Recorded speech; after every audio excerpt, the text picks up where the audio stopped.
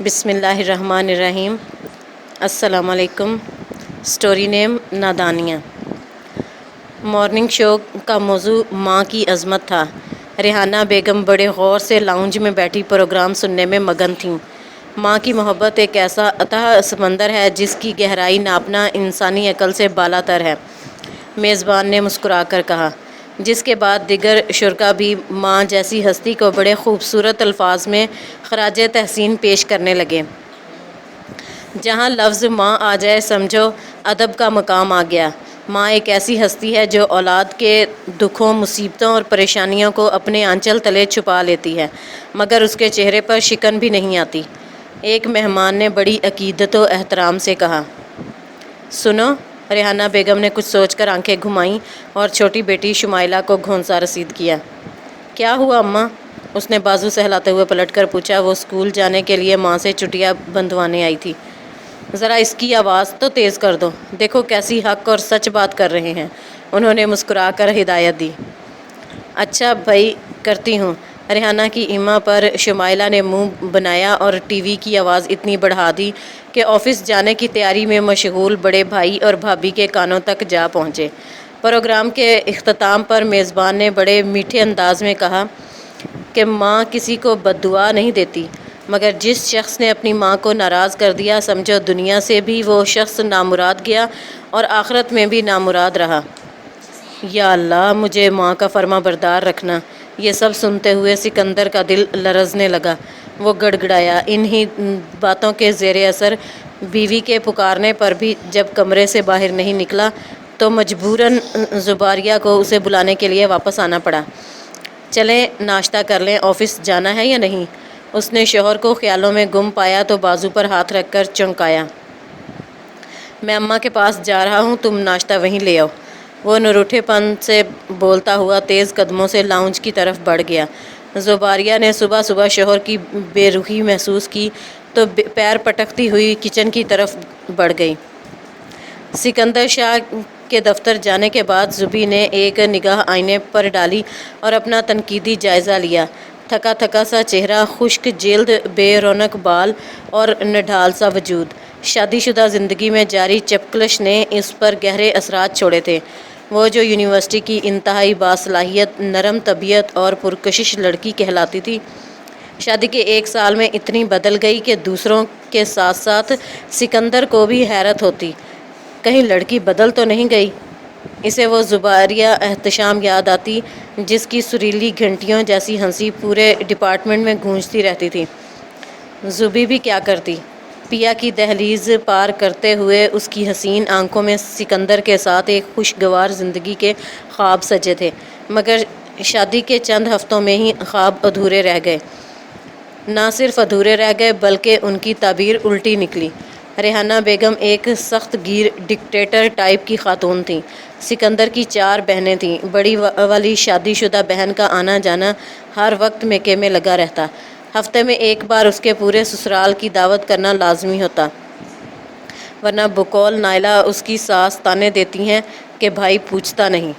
ایسے روایتی ماحول میں ساری ذمہ داریوں کا بوجھ اس کے نازک کاندھوں پر آ گرا۔ ریحانہ نے پہلے دن سے بہو کو دبا کر رکھنے والی پالیسی اپنائے رکھی۔ وہ صبح 6 بجے سے اٹھ کر جو گھر کے کاموں میں الجھتی تو رات گئے تک اسے آئینہ دیکھنے کی بھی فرصت نہ ملتی۔ تھکا ہارا وجود کمرے میں آتا تو صرف بستر پر گرنے کی خواہش من میں جاگ اٹھتی۔ سکندر ایک کمپنی میں بڑے اچھے عہدے پر فائز تھا۔ آمدنی بھی معقول تھی، لیکن گھر کرائے کا تھا۔ بجلی اور گیس کے بل، گھر کا راشن بھرنے کے بعد اس کے چھوٹی بہنوں کے تعلیمی اخراجات کی مد میں معقول رقم خرچ ہو جاتی۔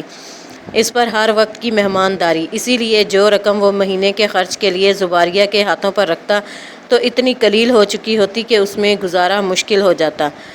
وہ صبر و شکر کے ساتھ کم پیسوں میں بھی جیسے تیسے کھینچ تان کر گزارا کر لیتی، مگر گھر کے باقی امور نمٹانے میں اسے اپنی ساس کے ساتھ ساتھ 3 نندوں کا ذرا سا بھی تعاون حاصل نہیں تھا۔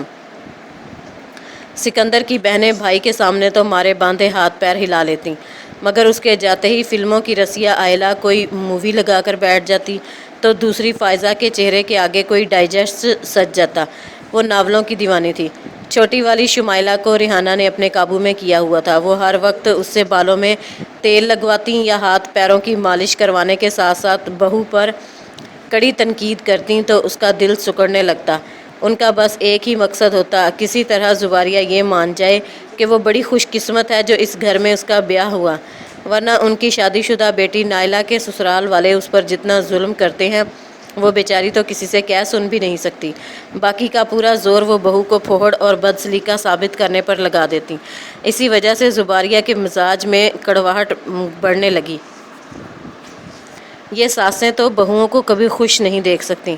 اس نے ٹی وی آن کیا تو ڈرامے کے ڈائلاگ اس کے دل میں اترتے چلے گئے۔ منظر میں کچھ سہیلیاں اپنی دوست کو سمجھا رہی تھیں جس کی شادی ہونے والی تھی۔ وہ دلچسپی سے بیٹھ کر ڈرامہ دیکھنے لگی۔ ہاں تو اور کیا، جب تک بیٹے اور بہو میں لڑائی نہ کروا لیں ان کا کھانا ہضم نہیں ہوتا۔ ایک لڑکی نے ہاتھ نچا نچا کر گواہی دی، یہ تو چپکے بیٹوں کے کان بھر کر جانے کون سا ثواب کماتی ہیں۔ اس ڈائلاگ پر تو لاؤنج میں آتی ریحانہ کے تن بدن میں آگ لگ گئی، یوں لگا جیسے دل کی چوری پکڑی گئی ہو۔ زباریہ نے نگاہ اٹھا کر معنی خیز نگاہوں سے ساس کی طرف دیکھا تو ان کے تن بدن میں آگ لگ گئی۔ بہو کبھی اللہ رسول بھی کر لیا کرو، یہ کیا ہر وقت فضول باتوں میں پڑی رہتی ہو؟ کچھ اور نہ بن پڑا تو اس پر ابل پڑی۔ چلو نماز کا ٹائم ہو رہا ہے، اس وقت یہ شیطانی چرخہ بند ہی رکھا کرو تو اچھا ہے۔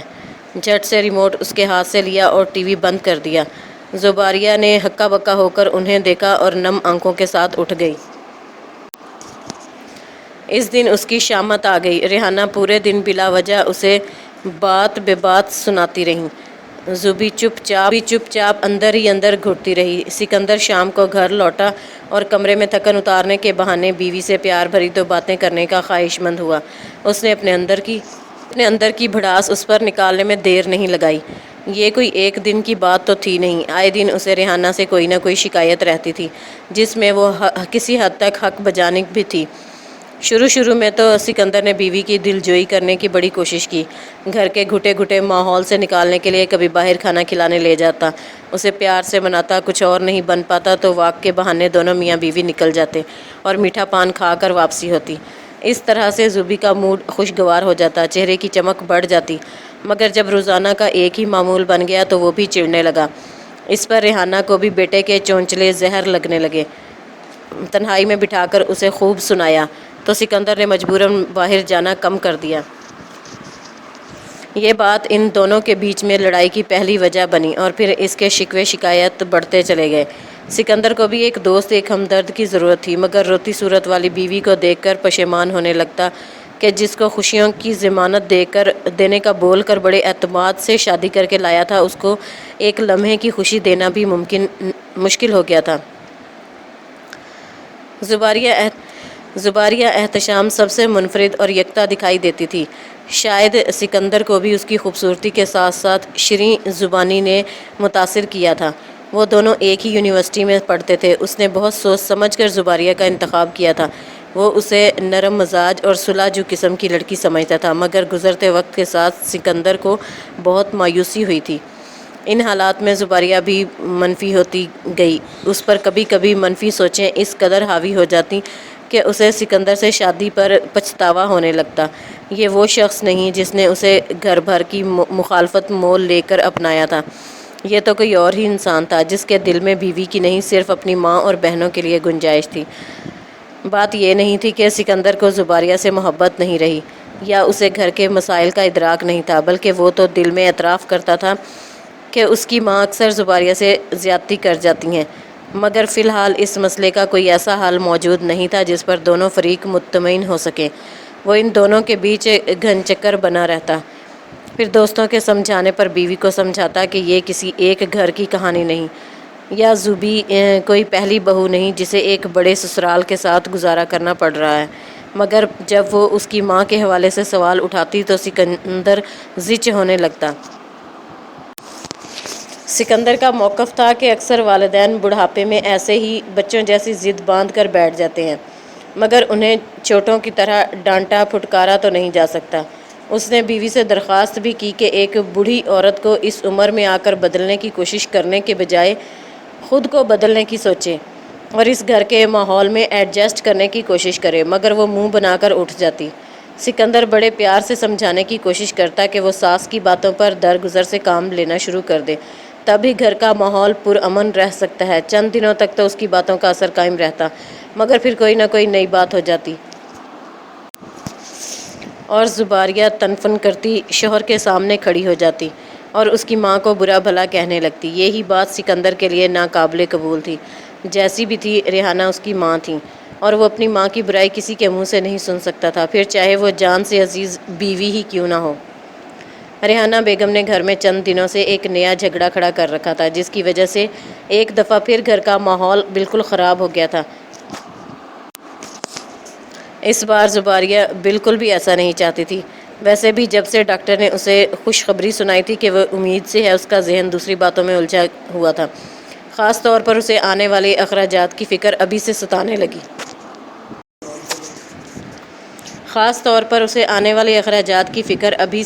لگی۔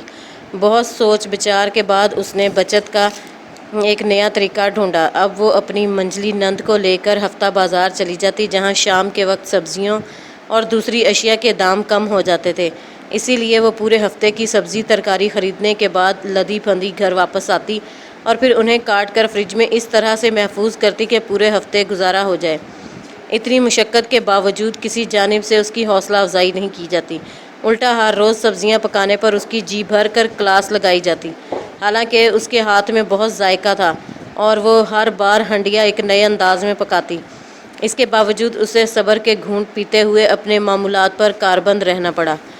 اب گھر میں صرف چھٹی والے دن بھنا گوشت پکتا یا پھر جس دن نائلہ کے سسرال والوں کو آنا ہوتا، ورنہ باقی کے دنوں میں تھوڑے سے قیمے میں ڈھیروں سبزی ڈال دی جاتی، یا کبھی دال چاول کے ساتھ آلو کے کباب تل دیے جاتے، یا بھنی مونگ کی دال کے ساتھ پودینے کی چٹنی۔ اس طرح سے کچھ بچت ہونے لگی تو اس نے سکون کا سانس لیا اور ان پیسوں کو جوڑ کر اپنے میکے کی طرف کمیٹی ڈالنے کا سوچنے لگی، تاکہ ڈیلیوری کے وقت شوہر پر ایک دم سے بوجھ نہ پڑے۔ مگر برا ہو اس کی شادی شدہ نند نائلہ کا، جو ایک دن بغیر اطلاع کے آ گئی اور ماں کو مونگ کی دال کھاتا دیکھ کر خوب گرم ہوئی۔ بھابھی کو چار باتیں سنانے کے بعد ساتھ بھائی کو بھی جوروں کا غلام کہہ ڈالا۔ زباریہ نے اسے سمجھانے کی بہت کوشش کی، مگر وہ آپے سے باہر ہوئی جا رہی تھی۔ آنکھوں میں آنسو بھر کر بولی کہ باپ نہیں رہا تو تم لوگ ہماری ماں کی ایسی درگت بنا رہے ہو۔ اماں کے حلق سے ایسے کھانے کبھی نہ اترے جو آج بیٹے کے راج میں کھانے پڑ رہے ہیں۔ بیٹی کی باتوں سے ریحانہ کے دل میں بھی گرا پڑ گئی، اور دوسرے دن جب زباریہ نے رات کے کھانے پر بینگن کا بھرتا اور روٹی لا کر ان کے سامنے رکھی تو انہوں نے منہ سے کچھ نہ کہا، ہاتھ سے پلیٹ سرکا کر منہ موڑ کر لیٹ گئیں۔ زباریہ اپنا سا منہ لے کر رہ گئی۔ چھوٹی بہن نے بھائی کے گھر میں گھستے ہی ماں کے کھانا نہ کھانے کی اطلاع پہنچا دی تو وہ بیوی سے کھانے کی ٹرے لگوا کر ریحانہ کے کمرے کی جانب بڑھا۔ مجھ سے نہیں کھائی جاتی یہ موئی سبزیاں اور بیماروں جیسی دال۔ انہوں نے ناک بھون چڑھا کر بیٹے کو گھورا۔ اماں، اتنی مہنگائی میں کہاں سے روزانہ گوشت پکاؤں، وہ بھی بکرے کا؟ وہ جو شوہر کے پیچھے ساس کے کمرے میں داخل ہوئی تھی چڑھ کر بولی۔ بہو، کیا تمہارے میکے سے اس گھر کا خرچہ چلتا ہے؟ بات سمجھنے کے بجائے وہ زباریہ پر الٹ پڑی۔ میرا یہ مطلب نہیں تھا اماں، مگر وہ اپنی صفائی دینے لگی، مگر سکندر نے اس کا ہاتھ دبا کر مزید بولنے سے روک دیا۔ اگر ماں کو ایک ٹائم من پسند کھانا نہیں کھلا سکتے تو تف ہے تمہاری ایسی کمائی پر۔ ریحانہ بیگم نے بیٹے کو آنکھیں دکھائیں تو اس نے سر جھکا کر ہاتھ جوڑ دیے اور ماں کو یقین دلایا کہ کل سے ان کو کھانے میں بکرے کا گوشت مل جائے گا، مگر خالی پیٹ سو کر وہ اسے گناہ گار نہ کریں۔ بیٹے کی منت سماجت کے بعد ریحانہ بیگم نے مزے لے لے کر بھرتا روٹی کھائی اور پانی کا گلاس تھامتے ہوئے بہو کو فتح مندی سے دیکھا۔ زباریہ کا دل ٹوٹ گیا۔ وہ یہ سب خالی اپنے لیے تو نہیں کر رہی تھی، اگر چار پیسے بچتے تو ان کے بیٹے کے ہی کام آتے۔ وہ اتری ہوئی صورت کے ساتھ ٹرے اٹھا کر ساس کے کمرے سے باہر نکل آئی۔ سکندر کو زوبی کے دل آزاری کا خیال آیا تو وہ سر جھکائے اس کے پیچھے چل دیا۔ کمرے میں جاتے ہی اس نے بیوی کو پاس بٹھایا اور پیار سے دھیرے دھیرے سمجھانے لگا۔ زباریہ کچھ سمجھنے کے موڈ میں نہیں تھی۔ جل کر جب اس نے شوہر سے اس مسئلے کا حل پوچھا تو سکندر سوچ میں پڑ گیا۔ ماں کی شکایت کے ازالے کے لیے سکندر نے ایک بیچ کا راستہ نکالنے کا فیصلہ کیا اور زباریہ سے کہا کہ وہ صرف ماں جی کے لیے بکرے کا تھوڑا سا گوشت پکا دیا کرے، باقی لوگ وہی کھائیں گے جو گھر میں پکے گا۔ سکندر کی اس منطق پر زباریہ کا بلڈ پریشر ہائی ہونے لگا۔ ایسی حالت میں جب کام کرنا بھاری لگتا تھا اب وہ اسے 2 طرح کی ہنڈیاں پکانا پڑیں گی۔ ساس کی وجہ سے اس کا دماغ پہلے ہی گھوما ہوا تھا۔ شوہر کی بات سن کر اس نے نہ صرف لڑائی کی بلکہ طعنے بھی دیے کہ اس کی ماں کے حلق سے کیوں دال سبزی نہیں اتر سکتی، جبکہ گھر کے باقی لوگ بھی تو سادہ کھانا کھا رہے ہیں، انہیں کیوں ہر دوسرے دن بکرے کا گوشت چاہیے ہوتا ہے، ان کی فرمائش تو کبھی ختم ہونے کا نام ہی نہیں لیتی، وغیرہ وغیرہ۔ بیوی کی بد زبانی پر سکندر کا چہرہ سرخ پڑ گیا۔ اپنی ماں کے بارے میں ایسے کلمات سننا اسے بہت ناگوار گزر رہا تھا۔ اس نے زباریہ کو بری طرح سے جھڑکا اور باہر نکل گیا۔ وہ ہک دک رہ گئی۔ زندگی کی چکی میں پستے پستے میرا وجود نڈھال ہونے لگا ہے، مگر یہ شخص میری قربانیوں کی قدر کرنے کی جگہ الٹا مجھ سے خفا رہتا ہے۔ وہ اس کی چوڑی پشت کو دیکھتے ہوئے سوچنے لگی۔ اگر تم گھر کے کام کر رہی ہو تو یہ کوئی انوکھی بات نہیں، ساری عورتیں ایسے ہی گھر چلاتی ہیں۔ دفتر سے واپسی پر سکندر نے اسے پھیکے سے لباس اور اجڑے حلیے میں دیکھا تو چڑ کر رہ گیا۔ میں اپنی طاقت سے بڑھ کر کام کرتی ہوں، روزانہ 2 کھانے بناتی ہوں، برتن دھوتی ہوں، کپڑے دھوتی ہوں، پھر بھی آپ کی اماں بیگم کو مجھ سے شکایت ہی رہتی ہے۔ ہمیشہ کی طرح اس کی تان ساس پر آ کر ٹوٹی۔ اب تمہارے حلیہ بگاڑ کر پھرنے کے پیچھے بھی میری ماں کا قصور نکل آیا۔ اس نے طنز کیا تو وہ سنبھل گئی۔ کیا کروں، بچت کے چکر میں ماسی نکال دی ہے، زوبی نے منہ بنا کر جواب دیا۔ ٹھیک ہے، میں مانتا ہوں سب کچھ، لیکن کوئی ایسی چڑیل جیسی شکل بنا کر نہیں پھرتا، اس نے جان کر کہا۔ کیا میں چڑیل لگتی ہوں؟ وہ ایک دم شیشے کے سامنے جا کر کھڑی ہو گئی۔ ویسے یہ تم جیسی ناعاقبت اندیش بیویاں ہیں جو اپنے شوہروں کو خود باہر کا راستہ اپنانے پر مجبور کرتی ہیں، سکندر نے اس کے پیچھے کھڑے ہو کر کہا تو زباریہ نے چونک کر آئینے میں شوہر کا عکس دیکھا۔ آپ کو ایسی باتیں کرتے ہوئے شرم نہیں آتی؟ اب کیا مجھ سے دل بھر گیا ہے؟ وہ ایک دم پلٹی اور سکندر کا گریبان پکڑ کر رونے لگی۔ یار زبی، میں تو مذاق کر رہا تھا۔ بیوی کو سچ مچ میں روتا دیکھ کر سکندر کے ہاتھ پاؤں پھول گئے۔ اسے خود سے لگا کر دلاسا دیا۔ سنو تو میری جھلی کے سوا اس پاگل من میں کوئی سما سکتا ہے بھلا؟ اسے منانے کے لیے دل پہ ہاتھ رکھ کر ڈائلاگ بھی مار دیا۔ ایسی حالت میں میرا ہی دم ہے جو گھر کے سارے بکھیڑے تنے تنہا نمٹاتی ہوں۔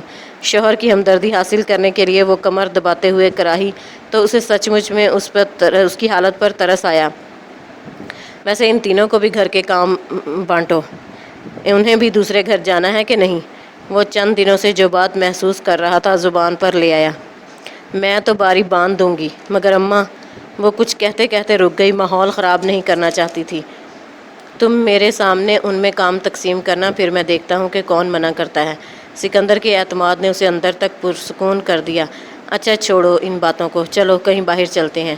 سکندر نے اسے مسکراتا دیکھا تو جھٹ پٹ پروگرام بنا لیا۔ وہ بالوں میں کنگھا کر کے انہی کپڑوں میں جانے کو تیار ہو گئی تو سکندر نے ماتھا پیٹ ڈالا۔ بیوی بنی سنوری رہے تو شوہر کا دل بھی خوش رہتا ہے، مگر تم جیسی بے وقوف لڑکی کو کون یہ بات سمجھائے؟ لہجے میں واضح فرمائش تھی۔ کمر میں شدید درد ہو رہا ہے، اب مجھ میں اتنی ہمت نہیں کہ کپڑے نکالوں۔ زباریہ کے لہجے کی تھکن اس کے دل میں اتر گئی۔ اچھا جناب، آپ یہاں بیٹھیں، میں اچھا سا ڈریس سلیکٹ کرتا ہوں۔ سکندر نے پیار سے تھام کر ڈریسنگ ٹیبل کے سامنے بٹھاتے ہوئے اس کے بالوں پر نرمی سے بوسہ دیا۔ وہ اس کی وارڈروب کی طرف بڑھ گیا، مگر زباریہ مسحور سی رہ گئی۔ شوہر کے اس پیار بھرے چھوٹے سے عمل نے جیسے اسے دوبارہ زندہ کر دیا۔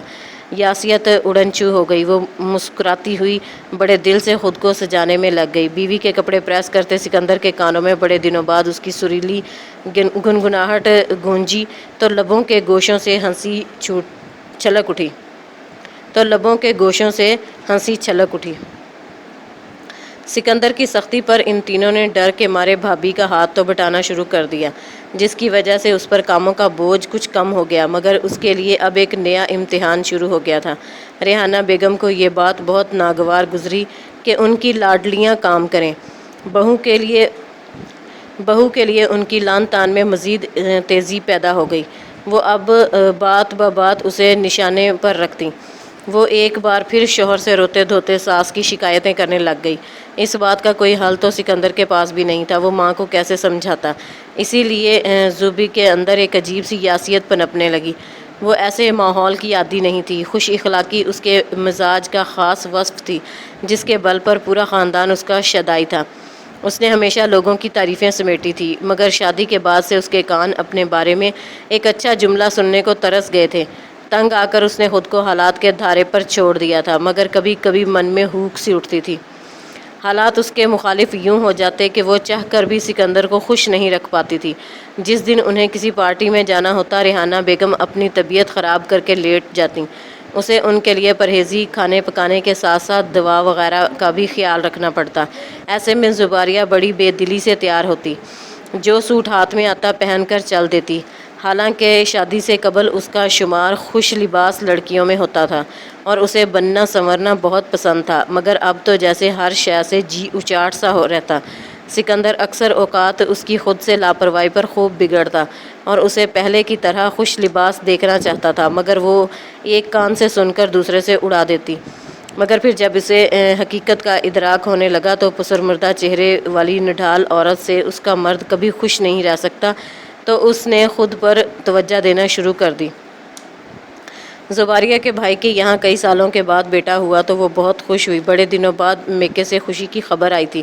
اس کے بھائی نے بیٹے کا عقیقہ کیا تو اس کے پورے سسرال کو دعوت دی تو وہ اندر سے سہم گئی، مگر جب ریحانہ نے بیماری کا بہانہ بنا کر جانے سے معذرت کر لی، اس نے سکون کا سانس لیا۔ وہ نہیں چاہتی تھی کہ اس کے میکے والوں کے سامنے جو بھرم قائم رکھا ہے وہ ریحانہ کی کسی بات پر کھل جائے۔ عقیقے والے دن اس نے بڑے اہتمام سے تیار ہونے کی ٹھانی۔ خوبصورت اور سٹائلش بلیو شفون کا سوٹ نکال کر پہنا، سلیقے سے کیا گیا میک اپ اسے مزید جاذب نظر بنا رہا تھا۔ کانوں میں سکندر کی طرف سے منہ دکھائی میں دیے جانے والے گولڈ کے نازک سے ٹاپس پہن لیے، ہاتھوں پر لوشن لگانے کے بعد چوڑیاں پہنی، آخر میں سٹائلش سی بلیک سینڈل کا سٹرپ بند کرتے ہوئے سیدھی ہوئی تو سکندر کی توصیفی نگاہیں خود پر مرکوز پائیں۔ سکندر نے کمرے میں گھستے ہی اسے چھیڑا۔ ماشاءاللہ، کس پر بجلیاں گرانے کا ارادہ ہے؟ بھائی پھپھو بنی ہوں، بھتیجے کا حقیقہ ہے، اتنا تیار ہونے کا حق تو مجھے بھی ہے۔ زباریہ نے شوخ رنگ کی لپسٹک کی ایک اور تہہ نرم ہونٹوں پر سجاتے ہوئے بات بنائی۔ لو جی، میں ایسے ہی خوش ہو رہا تھا کہ بیگم کو شوہر نامدار کے ارمانوں کا خیال آ گیا۔ اس نے سینہ مسلتے ہوئے دکھی ہونے کی ایکٹنگ کی۔ ہاں تو خوش رہنا اچھی بات ہے، وہ نگاہیں چراتے ہوئے اس کے کپڑے نکالنے لگی۔ سچ بتاؤ نا، یہ ہار سنگھار میرے لیے کیا ہے نا؟ اس نے زباریہ کا چہرہ اپنی جانب موڑا۔ آپ کی وجہ سے ہی تو میرا ہار سنگھار ہے، اسے نگاہیں جھکا کر اعتراف کرتے ہی بنی۔ ہمیشہ ایسی رہا کرو نا، سچ میں مجھے پشیمانی ہوتی ہے کہ میری وجہ سے تمہاری ہنسی کہیں کھو گئی ہے۔ وہ جھک کر اس کی آنکھوں میں دیکھتے ہوئے بولا۔ اچھا جناب، مگر اس وقت تو آپ جلدی سے چینج کر لیں کیونکہ ہم لیٹ ہو رہے ہیں۔ ہنستے ہوئے گھڑی کی طرف اشارہ کیا۔ آپ بیٹھ میرے پاس، تجھے دیکھتا رہوں، تو کچھ نہ کہے نہ میں کچھ کہوں۔ سکندر نے شرارت سے اسے گھسیٹ کر سامنے والے صوفے پر بٹھا دیا اور گنگنانے لگا۔ اس نے قریب ہو کر سکندر کی ٹائی کی ناٹ کسنا شروع کی تو منہ سے پھس پھس کی آواز نکلنے لگی۔ وہ کھلکھلا کر ہنستی ہوئی بہت پیاری لگی۔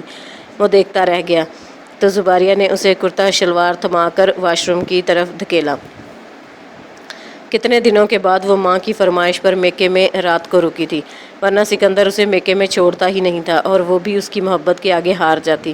کل رات بھی وہ آنکھیں دکھاتا ہوا اکیلا واپس لوٹا تھا۔ آج 31 دسمبر تھی، کل 1 جنوری ہونے کے ساتھ ساتھ ان دونوں کی ویڈنگ اینیورسری بھی تھی۔ اسی وجہ سے اس نے سکندر کے ساتھ جانے کا ارادہ باندھا، مگر پھر بہنوں کے اصرار پر ایک دن کے لیے رک گئی۔ سو کر اٹھی تو سکندر کی کال آئی ہوئی تھی۔ اس نے پورا پلان طے کر رکھا تھا۔ اپنی زندگی کے یہ حسین پل وہ دونوں ایک دوسرے کی سنگت میں گزارنا چاہتے تھے، اسی لیے سکندر نے سمندر کے کنارے جانے کا پروگرام بنایا تھا۔ اس کے بعد بڑی اچھی جگہ پر انہوں نے ڈنر کرنا تھا۔ فون رکھنے سے پہلے جب سکندر نے اسے بتایا کہ وہ دوپہر تک زباریہ کو لینے آ رہا ہے تو اس کے ہاتھ پاؤں پھول گئے۔ سارا گھر الٹا پڑا تھا، کچھ قریبی مہمان ابھی رکے ہوئے تھے۔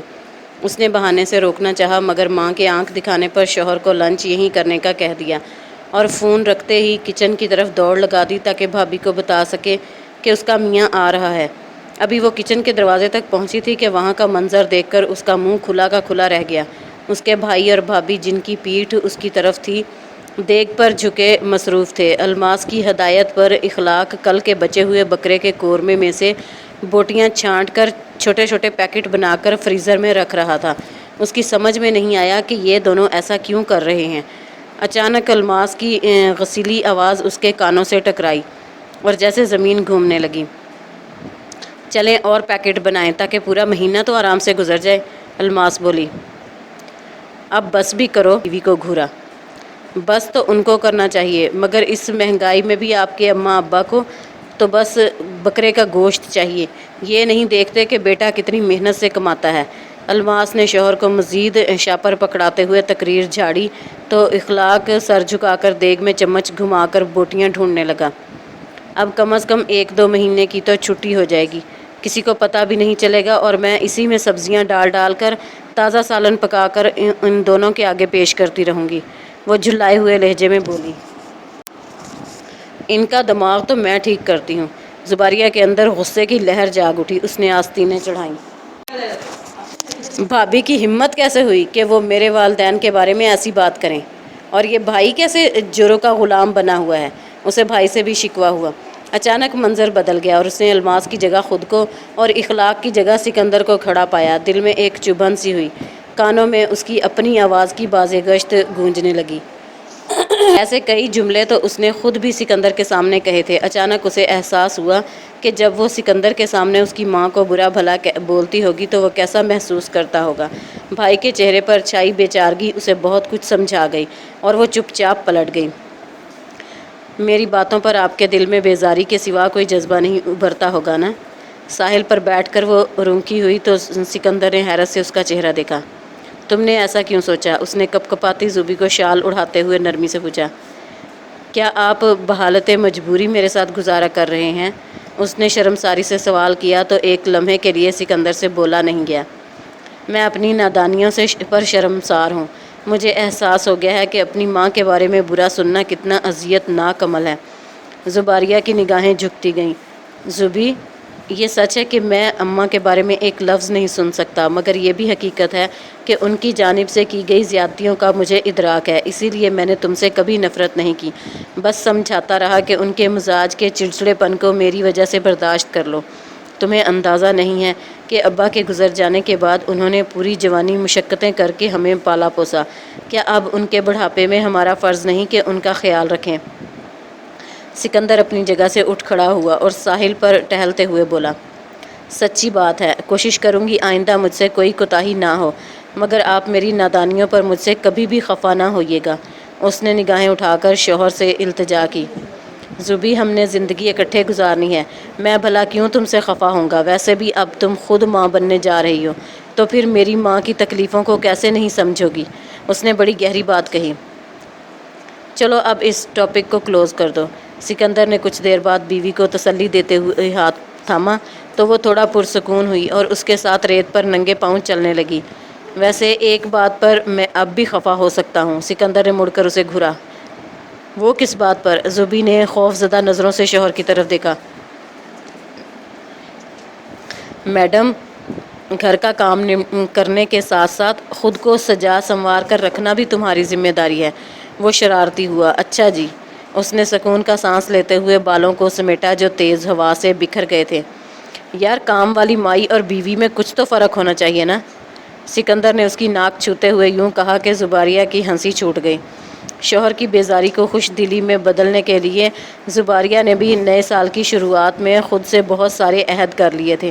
گو کہ یہ راہ آسان نہ تھی، مگر اسے بڑے صبر و ضبط کا مظاہرہ کرنا تھا، کیونکہ وہ میکے سے ایک سبق سیکھ کر آئی تھی۔ اسے یقین تھا کہ اب وہ جب بھی سکندر سے ساس کی شکایت کرنے کا سوچے گی تو ذہن پر اپنے بھائی کا مظلومیت بھرا چہرہ ابھر آئے گا، جس کے ساتھ میکے میں الماس بھی وہی سلوک کرتی تھی جو زباریہ نے اپنے شوہر کے ساتھ یہاں روا رکھا تھا۔